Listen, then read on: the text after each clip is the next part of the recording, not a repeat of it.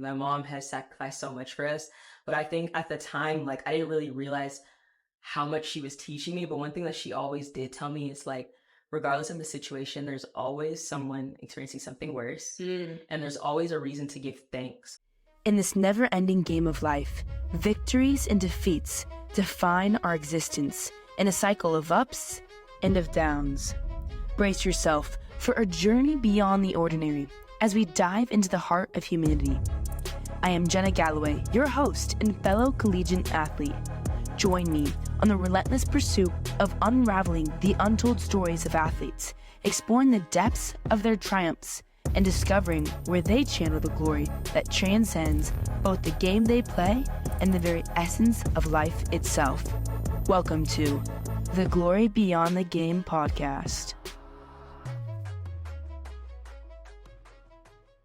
Hello, I'm your host, Jenna Galloway, and I'm here with our first guest. Hi, I'm Chioma Okonkwo. Super excited to have her. And so, please just tell us a little bit about yourself, where you are, where you're coming from. Give us a little bit of an intro. Yeah, first, thanks for having me. I'm super excited to be here. My name's Chi. My nickname's Chi. I go to USC. I'm on the women's track and field team with Jenna. I'm a grad student right now, mastering in building science in the School of Architecture. And I was born in Inglewood, California, raised in Riverside, California, Reno Valley area, so IE. But now I live in Marietta, California. So yeah. It's been a little bit all over the map. Yeah, all over the map, all over Cali. Yep. So it's been really cool having Chi as a teammate and getting to know her and asking her to be a guest on the show. So Chi, to start, tell us about your parents. Where were they born? Yeah, so my mom was born in Mundu, Chad, and she was raised in the UK, in the United Kingdom. So she was raised in Manchester. She grew up there. She was there like her entire life up until she got married to my dad. And then my dad was born and raised in Nigeria. He actually didn't come over here until he was like mid-20s. So yeah. So super late. Yeah. There. Yeah. Pretty much all early of his life. Right. Yeah, that's really cool. Yeah. So, you have parents growing up in different parts of the maps, and they're both ending up here in the United States, in California. But you were raised in California. So, I know your family had a difficult situation, in 2008. So can you expand a little bit more on that? Give our listeners a little bit of what that was like. Yeah, of course. So like 2008 rolled around. Before 2008 happened, I was 8 years old at the time. So my dad was actually a self-employed architect, and he worked here in Crenshaw. And like, because of that, like, my dad has always been kind of like our family's like breadwinner and like just kind of like the provider for everyone in our family. And so I remember I was like 8 years old. He sat us down in the living room. He was like, guys, I have this huge business venture in Nigeria with the government, but the only thing is that I'd be gone for like a little bit of time. I was like, but at the time I was like, a little bit of time is probably not that bad, but I thought like maybe maximum it would be like 2 months. But he ended up going to Nigeria, and the people that he promised, or that had promised him like the lump sum of like financial payout, the contract ended up not paying him. And a 2-month business trip turned into like 7 years without my dad physically in my life. And that, a lot longer. Yeah, a lot longer than 2 months. Right. So I didn't get to see him physically for that long. The only person that really got to see him out of my family was my mom, because to travel back to Nigeria, with all of us, I have 2 brothers, it's a lot of money. So right. You have 2 older brothers, right? Yeah, 2 so older brothers. Their names and their ages. So I have my older brother Matthew, he's 23, and then my oldest brother Jonathan, he's 26 right now, but he'll be 27 in like a week, like maybe like 5-ish days. Birthday coming around. Okay. He's been reminding me of that every single day of December so far. So we didn't forget. We did not forget if you're watching this. We did not forget your birthday. But yeah, so basically, he took on the business venture, and then it took some time for him to come back. And so it was very hard on my family, like that time of him being away from us. Yeah, I mean, I can't imagine 2 months to 7 years. Yeah. That's not something, and what that was in the expectation to begin with, especially during 2008. It was rough for a lot of people, but that's definitely something that I can imagine. Right. Especially too for your brothers. They had a really big, I can imagine they had a really big role stepping up. I can imagine because your dad was not there physically. Yeah. What role, did your older brothers play in your life growing up from, 8 to 15? Yeah. So what was their role? Honestly, they basically played like they were dad. My oldest brother, we say this all the time, like my other brother, Matthew and I, we say that our oldest brother, Jonathan, he sacrificed a lot for us. Like he put a lot of his dreams aside to kind of just take care of us and like help my mom out the best that she could and like help my dad out the best that he could, you know what I mean, at the time. So, he grew up, he played every sport in the world. He played like football, basketball. He has a die-hard passion for soccer. And all biases aside, I think he's honestly one of the most talented players I've ever seen. And I always tell him, like, in the case that the opportunity presents itself to where he can, go out there and play again or try to find a pro or semi-pro team, I definitely think you should do it because, he is. But all biases aside. But yeah, both of them stepped up as big brother, dad. And they looked out for me. Like they've always been protective. They've always been like super, super supportive of everything I do. But I think also just kind of looking to them also for like advice and stuff like that. Like I would go to them when I would need the comforting of like a father figure. I was like, that's what do I do? What do I do? And you know what I mean? Like they both sacrificed a lot for me. So yeah, that kind of a selfless attitude all the way through. Sure. Yeah. And you think both brothers, do you think that they, knew that they had to do that once they realized that your dad was going to be gone for that long? Honestly, I don't think so. It's kind of hard because we all grew up pretty fast in a way. Like I think at the time Jonathan was like maybe 14, I think he was maybe 14 or like 13. And so he just kind of he stepped in as like dad of the house. I don't think he really knew what he was doing at the time. Like I think he just was like, okay, dad's not here for some time, and like my dad was trying his best to get back to us as soon as he could.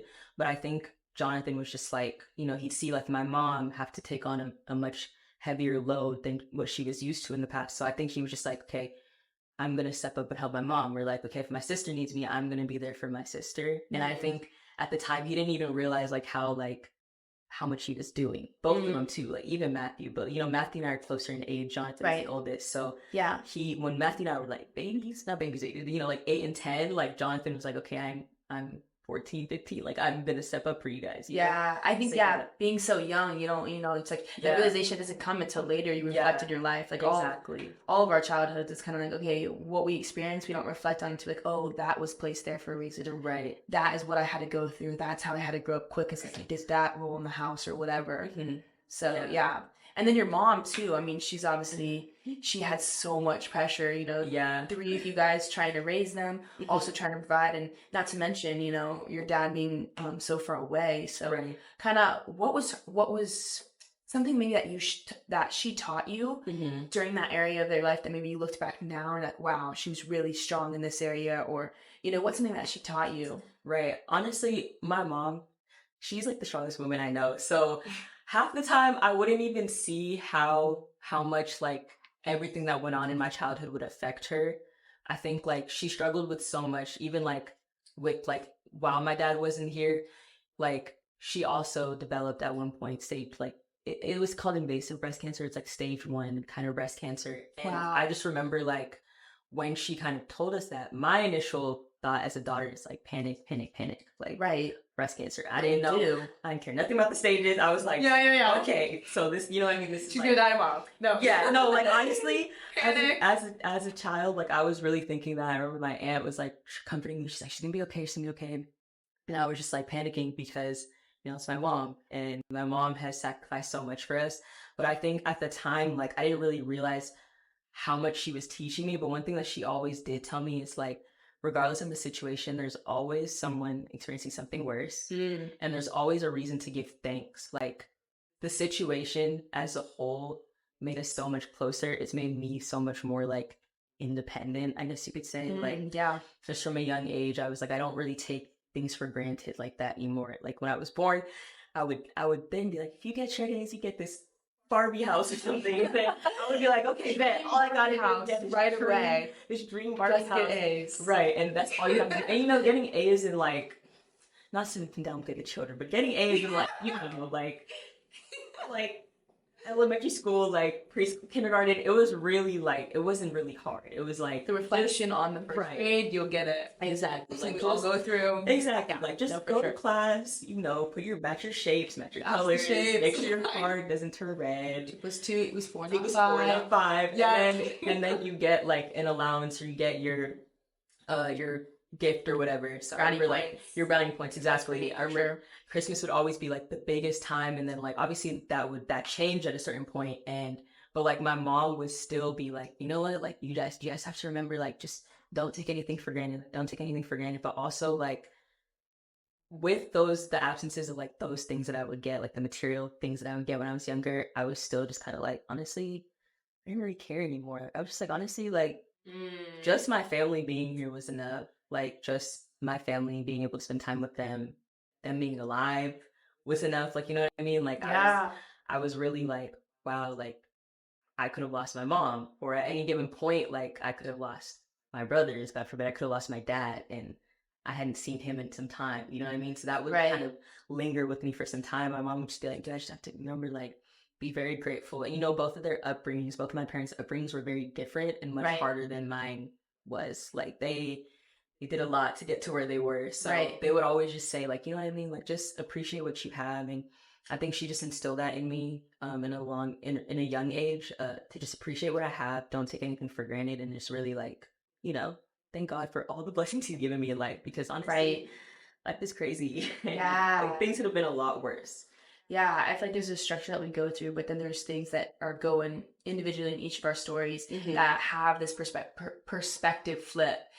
For you, obviously this event, and sometimes these like crazy things happen in our lives, and we're like, okay, like that was insane, like that was not supposed to happen. But then again, it's like, okay, would we be the same people we are today? Exactly. Would you be the same, person with the independence, with the perspective of gratitude, with the like keep striving to be, better each and every day? Would you have that same perspective if you did, go through what you did? Honestly, full transparency, I probably wouldn't. I tell my brothers all the time, I'm like, could you imagine like if we were still like the age that we are now, and we still kind of like, because our parents, they did a lot for us. Like they really took care of us. So I think we were still kind of given like everything we wanted, and like I probably wouldn't have even like, honestly, I probably wouldn't have even been here. I probably wouldn't have like ended up running track at FC, made new friends. I probably wouldn't have even decided to do a sport, or maybe even like go to college, to be honest. Yeah. Like, you know what I mean? I just think about those things. I wouldn't have been like,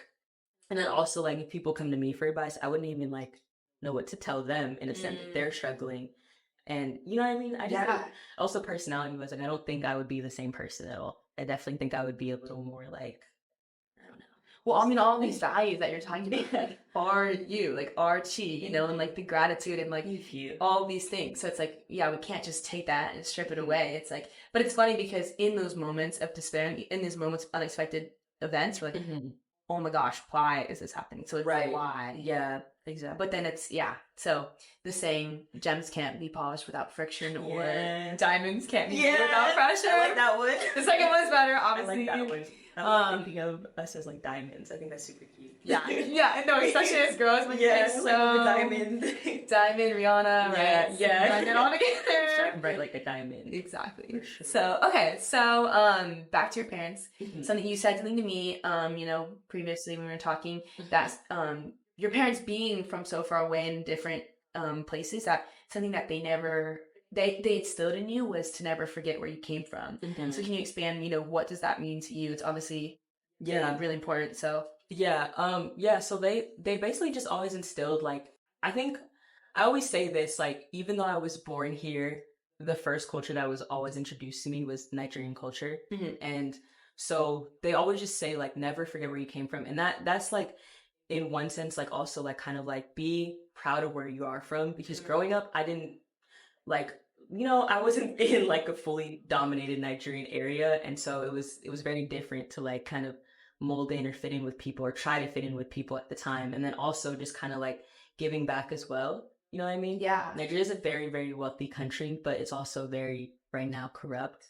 And so there's a lot of like stuff going on back there that like my cousins will have to like they're experiencing right now, or like aunts and uncles.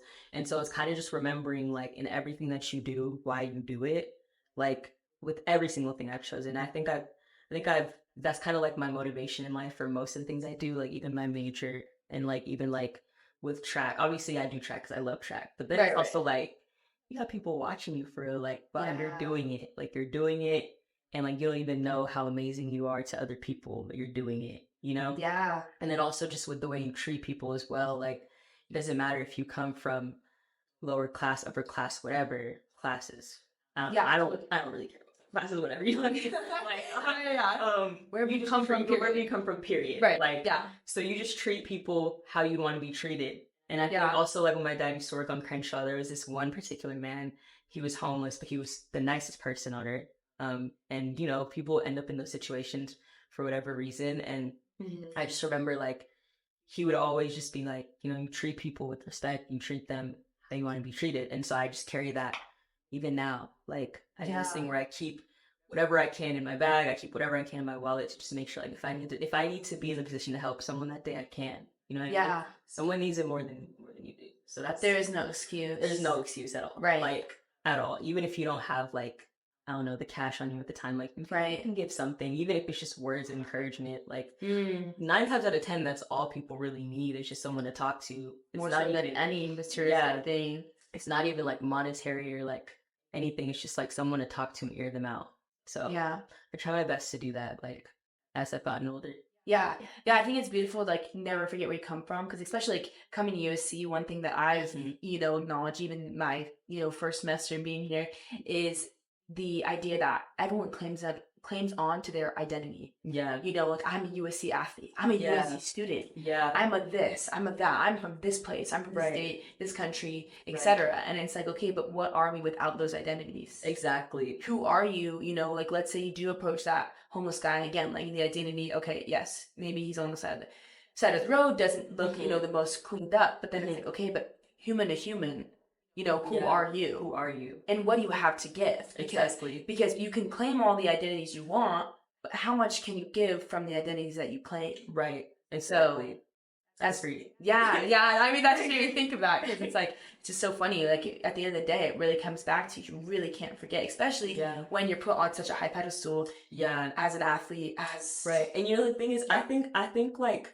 most of us don't even realize how high of a pedestal we're actually on, because I just remember, like, even with things like recruiting visits, I remember at one time I had, like, one of my coaches saying to me, like, you know, these recruits, they watch you guys, and they're like, wow, I want to be in their position. And I was like, nah, they don't. Like, I was like, no. Like, I was like doing hurdle walkovers, like, no, they don't. That's so silly. Like, my coach is like, no, like, they do. And then you really kind of think about it, like, people are really watching you, and like, they're waiting for you to, like, accomplish your dreams, but also even more than that, they're just like, wow, like, they're kind of in awe of everything you're accomplishing, because they plan to, you know, do that or even better one day. Like, I hope people surpass anything that I ever do. You know what I mean? But that's kind of what it's about too. It's like, we don't even realize, like, as USC students, as USC athletes, like, who's watching us, you know what I mean? Like, even athletics aside, like, just as a person, it's like, you're really here and you're doing it. Yeah. You don't even really take the time to acknowledge that sometimes, you know? Yeah, literally, if we were having a bad day, you know, like,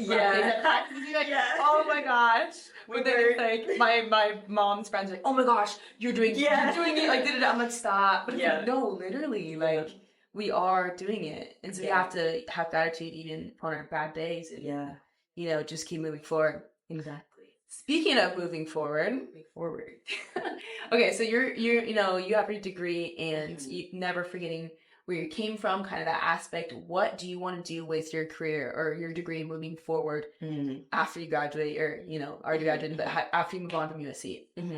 So honestly, it's a little bit of two things. So I got my undergrad degree this past thing, and my master's is in the School of Architecture and Master in Building Science. And so my plan for that was, I wanted to always help, like, third world and developing countries kind of, you know, become more advanced, but also keeping their traditions, because I don't want to just go to a country and be like, oh, hey, I'm just, you know what I mean? Like, Yeah. just completely designed for like myself. I want to design for them and the people that live there. So I've always wanted to do that. And I think before I do that, though, I definitely want to join like the Peace Corps and get some volunteer experience and just kind of like really get to know the countries I'm going to like plan to work in or help out. Obviously, Nigeria is a big one on my heart, Right? Family, and I'm from there. But I wouldn't mind going anywhere. But also, later on down the line, I would love to open an architecture firm, my own. Wow. Promise. One day. Fingers crossed. One day it'll happen. Yeah. But yeah, my own design firm, because I really, really, really have a strong passion for design and just like letting my creative juices flow. And so that's something that I've always wanted to do. And yeah. Okay, switching gears, elephant in the room. Tell us the origin story of track. How did you get here? How are you sitting here right now? Tell us. Into track. Honestly, my track origin story was so funny. So basically, my mom was working like really late nights while I was in high school. And I remember I called her one day and she was like, I'm going to be here till like 6 p.m. tonight. You better find something to do. And I was like, okay. At the time, one of our family friends she went to the same high school as me and she was practicing in the track. And usually like we all go home together because we live close to each other. So I went to the track. I remember I went with like Converse, a white tank top, and like some Forever 21 leggings or something. I did not come dressed. Yeah, I did not come dressed for the practice at all. And I went there, and then I was just watching them practice. And my high school coach at the time, her name's Coach Moya. She was like, "Do you want to jump in and do some excels?" And I was like, I'd never played a sport growing up. I was like, "No, right." Like, I was like, I'm good. I'm good. We're good. Yeah, which one ladies we're sitting here. Also, I was like a little shy. I was like, I don't know if I should. And I had gone in and did some acceleration, and she was like, honestly, like you're like she was just telling me that I was talented, and she's like, you're talented, and you should really try to like, come out next time, bring some actual running shoes. And I was like, no, these Converse are gonna be good. Like I really thought I knew what I was talking about, and I did not know what I was talking about. But it kind of like worked out because also like in middle school, I would be in PE and I would kind of just be running and stuff, and a lot of people would be like, wow, you're doing that fast, and I would just be like, no, so okay, I'm not, like good, so, whatever, like we play like capture the flag or something, right? But yeah, that's how I started running track, was that, and then Forever 21 leggings and Converse. Yeah. And next thing you know, we're being recruited to USC. So God's plan. God plan. Okay, so moving to that, so your freshman year, you got recruited to USC, so that was your, your pick, and then it was 2019, 2020, but obviously COVID hit, so kind of your actual freshman year was 2020 to 2021. Okay. Yeah. And so, so 2021, that was a really big deal because Natties. Our team won the Natty. I remember our team won the Natty, and so we came back this like 2021. Our team won the Natty, but I remember I was so sad because I was hurt. I got hurt right before Pac-12s. The worst time that you could possibly get hurt.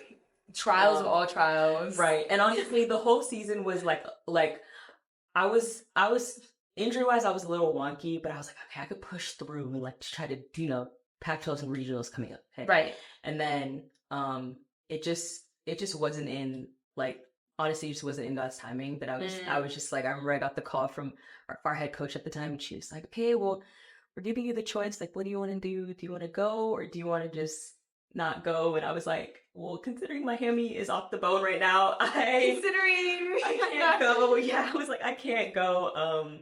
And I remember I was just in tears, and she's like, it's okay, you're gonna come back, you're gonna have a great season next year. So yeah, that's what happened.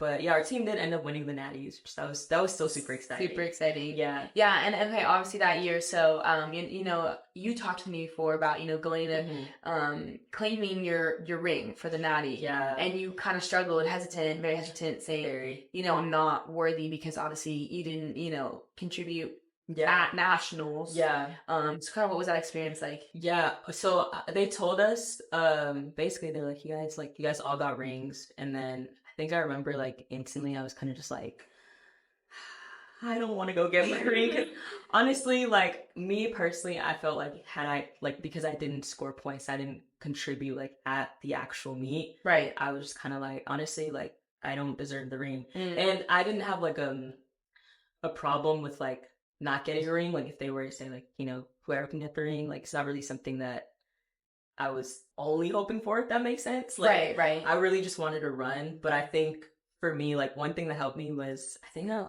feel like it was Coach Watts. Coach Watts. I'm like tired of not contributing and like not like, and he was like, you do contribute, like you contribute every day of practice just by pushing your teammates.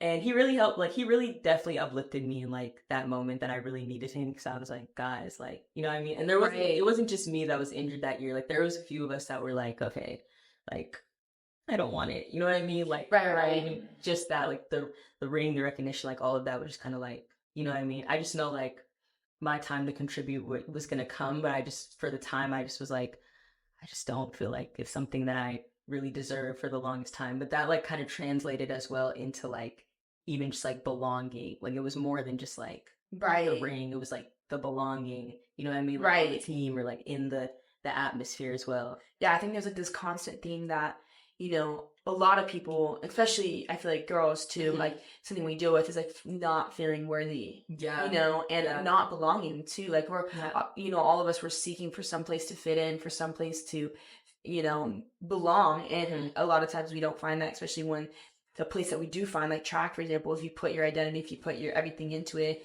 and you're not able to perform, you're not able to give, then you're like, oh my gosh. Yeah. I'm you go into panic mode. Panic mode. Yeah, panic mode. Everything goes all, hits the ceiling. Yeah. And not only, okay, so that was your first injury. Now, not only did you have that, but you also had, more recently, back stress fracture. Yeah. Right? So, okay, so going into your second injury, how did having your hamstring, especially during daddies, how did, you know, that whole experience prepare you mentally or even physically for your second injury? So I think honestly, like, so after my hamstring injury, the following year, I had came back and I think honestly probably like my best season. Like, I improved a lot, but I think what was kind of harder this injury was, it was my back. And it was something that I would just kind of like, it was one of those things where like you weren't fully sidelined, but you probably like should have been sidelined. Like I probably should have just been like, girl, sit down. But it's kind of one of those things where like a hamstring, you know, like if it's not working right for you, like it's telling you like you can't do it. The back one was really like iffy because for the longest time we didn't even know it was a stress fracture in like my L5, which is like your lower spine. But I would just feel pain. Every race I'd feel pain, and I kind of like go into every race like this hurts, like, you know what I mean? So you kind of knew like you anticipated like an unbearable amount of pain like after each race. But I think one thing that did help me was kind of just knowing like if I've done it before, I can do it again. Like I got hurt, came back, and that specific season, 2022, I remember I switched my event. We had like coaching switches, so it honestly felt like a kind of like a fresh new start. And then I was like, okay, I did it. Like I can come back and do it again. Like, you know what I mean? I just gotta really be patient with myself and like not beat myself up so much, which I still beat myself up a lot, but I just told myself progress. We're work in progress. Exactly. But I was like, honestly, if you did it before, you can do it again, and you can do it again even better. Like you're way better than you even imagine. And also like not being able to run in those months, or like run full out, or like, you know, like all the plans you set out for yourself, like, you know, like there's like U23 trials, and there's like all these like teams you want to make, like not being able to do that makes you want it even more, you know. And then it also really makes you work on like your confidence on the track again. Like it really is just like, okay, now you have to kind of like break yourself down to build yourself up a little up again. Sorry. I think that's kind of how it played out. Like that's how my hamstring injury helped me with like my back injury. I just had the mindset like, okay, like you're honestly probably at rock bottom right now. You feel like it's the end of the world, but if you did it before, you can do it again even better. Even better. That perspective flip, like we always go back to, you know, and also like being stripped of what you did have makes you realize like being grateful for what you do have. Exactly. Yeah. We always want what we can't have. We always want what we don't have. That's so true. I think that the lessons, even when it comes to injuries, can teach us that. Right. So that's really cool. Yeah. You mentioned too, like having a fresh start with new coaches and stuff. So that's obviously a pro, but you know, I can imagine, and we talked about before, just like there are some cons to having, you know, you specifically had so many different coaches. What was, you know, maybe specifically like trust, you had to rebuild. You know, you didn't have a routine with a certain coach. So how was that switching? Yeah. Honestly, well, I've been blessed to have like all of my coaches are amazing, past and present. I think one thing, like you just mentioned, it was definitely trust because I think when you first put your trust in a coach, you're like, Yeah. you're gonna, you know what I mean? Like, you don't really, when you first, like, especially when you first, like, come to school, you don't really think about, you know, anything outside of track that could really happen. Like, life changes, people can move, people could, I don't know, God forbid, like, people could pass away. Like, a lot of things can happen, so you don't really think about that. But I think for me, it was just trust because it was kind of like, I'm not an easy truster at all. And that's with everybody. Like, it takes me a while to warm up to people at times. Yeah. I mean, not only you, like so many people do that. Yeah, so. exactly. And so I feel like at the time too, I was like struggling with coming out of my shell. Like I was really shy. I was also, like I just mentioned, like dealing with the sense of belonging. So I was really like, I don't know, like I really got to fill you out. You know what I mean? Yeah, for sure. But I think that was like my biggest thing was really just learning to trust, like just trust my coaches again, just trust everyone, honestly, trust myself too. Like trust that like, you know, workouts are going to change and like nutrition's going to change, everything's going to change, but you have to trust that like you still got it. You know what I mean? Like kind of just really buy into the process. So I think that's something that I really struggled with at first, but I think it's definitely something that I needed to struggle with because now I'm like, okay, you got it. Like you're good. Yeah. Right. And you think that like having those coach switches build up your trust in your personal life as well? I think so for sure. I think one of my actually well, Coach Goodman, I don't know if he's gonna watch this enough, but Coach Goodman, I shout out. Yeah, shout out Coach Goodman. We love him. My first meeting with him, I remember we just had like a really like it was like one of those get to know you meetings, but it was like a really deep meeting where he like made us say our strengths and weaknesses. They kind of in sheep. Also break it down. Let's break it down. Here's my iceberg. Here's what I struggle with. This is the ice. Yeah. So basically, one of the things that I put that I'm okay with sharing was I struggled with like asking for things, like just being like, can you do, like, you know, just asking like I don't like to feel like I'm burdening people. He was like, you got to learn to like trust that like if it's a no, it's gonna be a no. A no is okay. You know what I mean? But yeah, it's the ask. It's just the ask. And then it's also hard. With like, because track is a very mental sport, it's very important that you do trust like your coaches and your teammates and people that you're around because sometimes like track is very rewarding because it is a team sport, but it is also very individual. So when you're at your highest, it's very rewarding. But when you seem to be at like your lowest rock bottom, it's very, very, very like it can be very isolating. You can feel really isolated, you know? Yeah. So I'm just like, no, like don't do that. Like, you know what I mean? So yeah, I think the coaching switches, yeah, it's been a change, but it's definitely taught me to like trust a lot more. And I'm honestly glad. I'm okay. That's good. Yeah. No, and it's that part of track, you know, and sports in general. Yeah. You know, sports in general.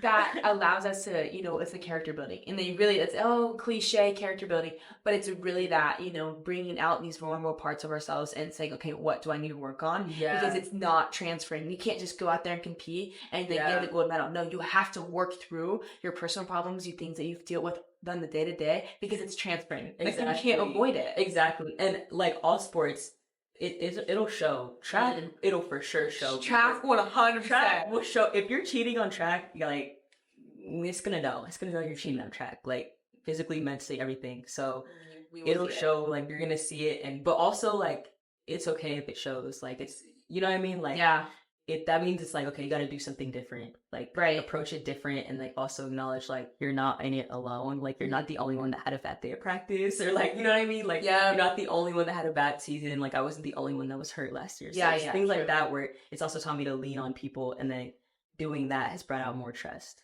Right. Okay, to wrap up this podcast, we are going to, speaking of the title of the podcast, The Glory Beyond the Game, Chi, will you answer us who or what is the glory that you give beyond the game? Game of life, game of track. Who is it? Honestly, well, in all things, I always give glory to God. That's, you know, that's the person that's sustained me through everything I've experienced. Your Christian faith. My Christian faith. Yep. Always. And you know, like I spoke to Jenna about it earlier. When I went to not elementary school, public school, I had like a little bit of a little tick. Like I was just a really curious young adult, and I made like an ultimatum, honestly, with God, and I was like, God, like if you're here, if you are who you say you are, like, do this for me or do this for me. Obviously, that's not the way to ever approach it, but like did. so Yeah. a common way. It's such a common way that most of us do. And so he did. And so that's kind of like what sustained me. Like, I'm like, I've been through so much. And honestly, with like when I tell other people my story and like things I've gone through, and like other people have also probably gone through, it's like some of us aren't even supposed to be here right now. Like, we're supposed to be like, God forbid, like dead or something. Right. So I really just kind of look back at where I am now, and I'm like, this, like, everything I do, track, my major, like, whatever I do, clubs or involvement, like, I just really try my best to give him the glory because he brought me here for a reason. Like, he's the one that brought me here. I did not come here myself. Like, you know what I mean? Like, when I was in high school, I honestly had no clue what U.S. Eaton was. Like, I was from California, and I was like, what is that? So, but no. Yeah. Well, yeah, I mean, even on top of, your dad leaving, having to grow up fast, to even, hamstring, back stress, fracture, whatever, the situation in the valleys in your life, there's, discovery of God through that all. Right. Imagine. Yeah. There for sure was. I think one thing that I was talking to like one of my best friends about this was in the times when I was when it felt like I was at rock bottom, I had almost like questioned like why it was me, why was it me? But then like instantly would try, like I'd be kind of reminded like I brought you here in the first place. So like you have to trust, exactly. You have to trust that like I'm going to see you through it. Like I'm not just gonna leave you here on your back injury and be like, hey, bye. Like, you know what I mean? Or like on whatever the case may be, like I'm not just gonna leave you here. And so that's one thing that like I don't really go out there and I'm like no longer like trying to prove myself to this person or do this or whatever. Like it's more so just like, no, like we're in open confidence that God's with you. Like he brought you here. Right. Yeah. And even you deserve to be here. Right. That you belong here. You belong. Yeah. And the idea of God sending you people along the way, like Coach Goodman teaching you need to trust, you need to leave God there. Yeah. And like bring me, like track has brought me honestly, like all of my close, like all my best friends. I've met them, whether it's high school track or like collegiate, like the collegiate level. Yeah. Like it's brought me all of my best friends. That have actually pushed me closer to God. Like they all have their own journey with him, but they're way farther along than I am. So yeah, that's beautiful. And something to do with your, your parents obviously had a big impact on you, and kind of, something you told me that was so impactful was how, they said, okay, we love you, but God loves you more. You can't talk to us, talk to him. Yeah. So what did that mean to you? Honestly, I think that meant a lot for me because I know like sometimes, obviously we all have like different parents. So some parents, they will really want you to like talk to them, and like at times I couldn't really get my words out to them or like, or I wouldn't even want to kind of tell them what I was going through because at the time I was like, they're probably going through your own thing that like, and I don't want to stress you out. Burden. Yeah, you know what I mean? Like your daughter's away at college and like, obviously like when I was hurt, my mental health was not 100%. So like, I don't want to constantly be like, hey, like, you know what I mean? Even though I know that my parents, they're probably gonna be like, no, always call. But at the time, like there would be times where I would just kind of call them both, and like I wouldn't even be able to utter words. Like even my brothers, I'd be like, I don't even know. Like I'd just start crying, and they'd be like, okay, like my parents would be like, honestly, like if you can't tell us, or you don't feel comfortable telling us, or like you think we won't understand, like just talk to God, like call God, talk to him about it, and like cry out to him, And then they always say like, of course we love you, but he loves you way more. You know what I mean? For sure. So yeah. That idea of like dependence, and obviously that's something that your parents told you when you're young, but then you continue to work on through track, through your life, through your social aspect, through all these different areas. Yeah, and it's really cool. Yeah. So last thing, super last thing, is one of your favorite verses, John 3:30. He must increase, but I must decrease. So can you explain the power and the meaning of this? Family, faith, it shapes us in either a positive or negative direction, whether, depending on how we take it. But, this verse is something that means something a lot to you. So can you explain that? Yeah, honestly, he must increase, I must decrease. Honestly, I think it's just like, it was the verse that came to me when I honestly wasn't even looking for it. I think like one night I literally, like I just mentioned, I was literally like, just crying to God, and I was like, I just need something, like something. And it was kind of just a reminder to like set aside like anything in the world that I like maybe idolize, like at the time, like with track, like yes, you deal with injuries, but at the same time, like, are you idolizing it as well? And is it replacing like God in your life? Like, is it, you know what I mean? Like, are you losing your identity in it? And so I kind of just try to always remember, like, I remember that verse, and it's probably one of my favorite verses because of the fact that it tells me, like, that you need to, like, stop being selfish. Like, you need to be a little more selfless in the fact that, like, you need to just trust God's plan and God's timing in your life, and, like, reality check. Right, reality check. Like, real bad. Go backwards. Yeah, fell backwards. But yeah, it just reminds me, like, you know, it's not all about you. Like, even though it is, you know, like your life, you feel like it's all about you, but at the same time, it's like you need to fall back, step back, and stop trying to do everything. Stop trying to fix everything yourself, and just trust Him and His timing. Stop trying to rush things. Like, we're so young, we get so caught up in, like, I need to do this by this. Like, we're honestly kind of like babies. Like, we're still so young. There's so much more time, but it's always supposed to be on His timing. So, like, not only look at things like, oh, I should have done this. Like, no, like, if He wants you to do it, He's gonna, you know what I mean? Right. There's gonna be nothing stopping Him. Right. And I mean, honestly, you look at life, you get to a point, one spot or another, and you think, okay, how many things really are in my control? Right. You really, really can't waste time, energy, emotions. You can't. Like, you just can't. Yeah, exactly. So I think that, like, just like you said too, it's like a lot of things, it's like also just like control the controllables. 80-90% of the things that, like, we stress about, we can't control. And that's even one of the things that I'm, like, working on right now. It's like, I'll catch myself panicking. I'll catch myself getting anxious, and then I'll be like, you can't even, like, change the outcome. So, what are you doing? I'm like, wait, you can't even do anything about it. So, like, you know what I mean? Then I'm like, okay, like, next day, calm down. You know what I mean? Right. And it's a cliche, but it's like the living out. That's the, like, right. We really need to focus in on, because our lives will just be so much more, the burdens will be lifted, and we'll just be so much more free. Yeah. So just surrendering it. Yeah.